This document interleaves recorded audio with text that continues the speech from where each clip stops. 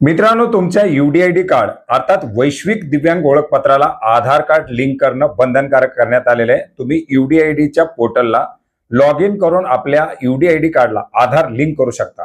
हे कसं करायचं आपण यापूर्वीच एका व्हिडिओच्या माध्यमातून माहिती घेतली, परंतु हे यूडीआयडी कार्ड आणि आधार लिंक केला जात असताना एक एरर येत आहे की हा आधार नंबर ऑलरेडी दुसऱ्या ऍप्लिकेशन बरोबर लिंक केलेला आहे। मग असं जर झालं असेल तर हा एरर दूर कसा करायचा, आपला दुसऱ्या ऍप्लिकेशन बरोबर असलेला आधार नंबर डिलिंक कसा करायचा, चालू असलेल्या यूडीआयडी कार्डला तो लिंक कसा करायचा आणि आपलं दुसरं जर ऍप्लिकेशन असेल तर ते कसं शोधायचं, ही सर्व माहिती सविस्तर आजच्या व्हिडिओच्या माध्यमातून घेण्याचा प्रयत्न करणार आहोत। नमस्कार मित्रांनो, मी प्रभाकर, आपण पाहत आहात आपले माहिती केंद्र। चॅनलवरती नवीन असाल तर सबस्क्राईब करायला विसरू नका, जेणेकरून अशीच मदत तुम्हाला वेळोवेळी मिळणार आहे। मित्रांनो, यूडीआयडी कार्डला जर तुम्हाला असा काही एरर आला तर आपला हा एरर आहे आधार कार्डशी लिंक, कारण आधार कार्ड कुठल्या तरी एखाद्या ऍप्लिकेशनला लिंक झालाय। याच्यासाठी तुम्हाला काय करायचंय, यूडीआयडीच्या पोर्टलला यायचंय। यूडीआयडीच्या पोर्टलला आल्यानंतर तुम्हाला ट्रॅक युअर ऍप्लिकेशन नावाचे एक ऑप्शन आहे। या ट्रॅक युअर ऍप्लिकेशन वरती तुम्हाला क्लिक करायचंय।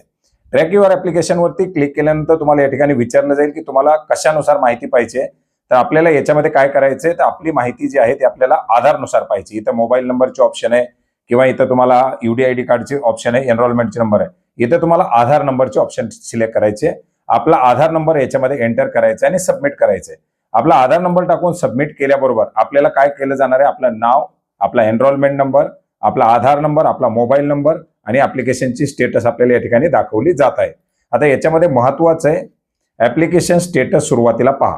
पुढची काही प्रक्रिया पार पडण्यापूर्वी तुम्ही या ठिकाणी ऍप्लिकेशन स्टेटस पाहायचंय।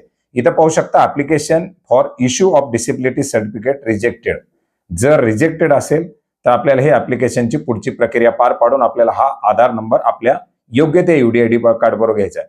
पण हे ऍप्लिकेशन जर यदा कदाचित अप्रूव्ह असेल तर याचं यूडीआयडी कार्डशी लॉग इन करून आपण तिथं आधार लिंक असेल तर ते यूडीआयडी कार्ड आपलं वापरू शकतो। आणि ज्या यूडीआयडी कार्डला आधार लिंक करताना प्रॉब्लेम येत आहे ते यूडीआयडी कार्ड आपण ऑनलाईन पद्धतीने सरेंडर करू शकतो। परंतु आता इथं आपले ऍप्लिकेशन रिजेक्ट आहे आणि सहसा दुबार केलेली ऍप्लिकेशन ही रिजेक्टच होतात।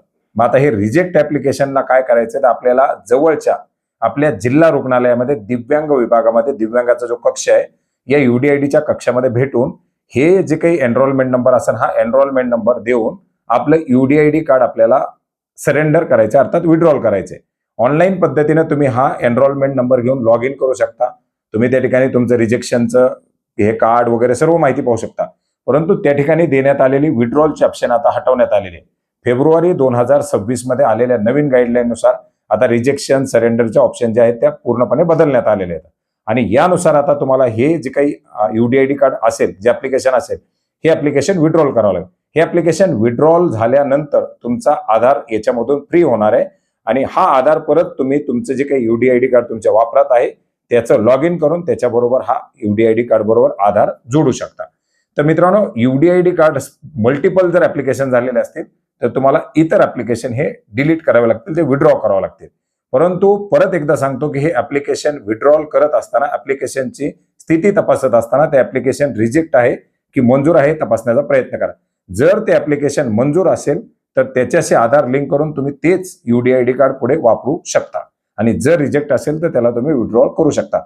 तर तुम्हाला यूडीआयडी कार्डला आधार लिंक करताना येणारा जो एरर आहे मल्टिपल लॉग इनचा, मल्टिपल ऍप्लिकेशनचा, हा एरर आहे आणि हा तुम्ही तुमच्या जिल्हा रुग्णालयामध्ये सीएमओना भेटून त्या कक्षामध्ये भेटून आपला हा आधार आणि त्याचा एरर काढू शकता। तर मित्रांनो, अशा प्रकारची एक महत्त्वाची अशी माहिती होती जी आपणास नक्की उपयोग पडेल अशी आशा करतो। याच्या संदर्भातील जर काही तुम्हाला प्रश्न असतील किंवा काही मदत हवी असेल तर नक्की संपर्क करा।